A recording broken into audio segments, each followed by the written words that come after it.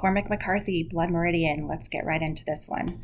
For all of the fanfare, I had never read his work, but with his recent passing, I had enough conversations about him to realize that I needed to give him a try, despite all of the warnings that his stories are dark and graphically violent.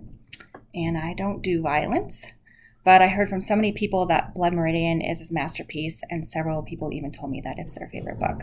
So I found a copy a couple weeks ago, and I went for it. 200 pages in of a 349-page book, and I quit. Why? Yeah, it's dark, and it is graphically violent.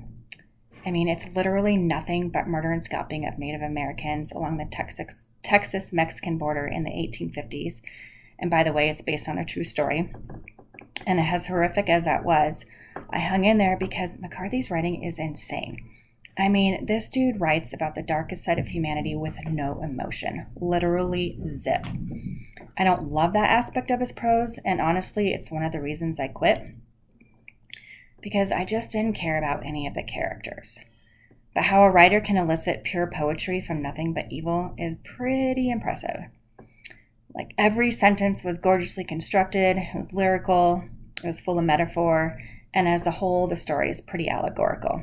But that's also a lot of work, and if I'm going to work at a book, it's probably not going to be fiction. It's going to be philosophy, physics, neurobiology, something along those lines. So that's another reason why I decided to quit.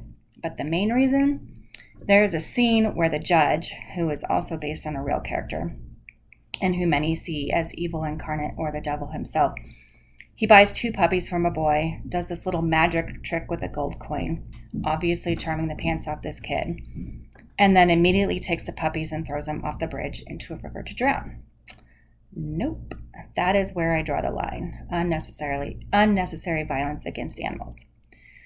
So I quit. But I woke up at 4 a.m. this morning and started questioning my decision. I can't stand the story, I can't stand the characters, but is the writing worth it?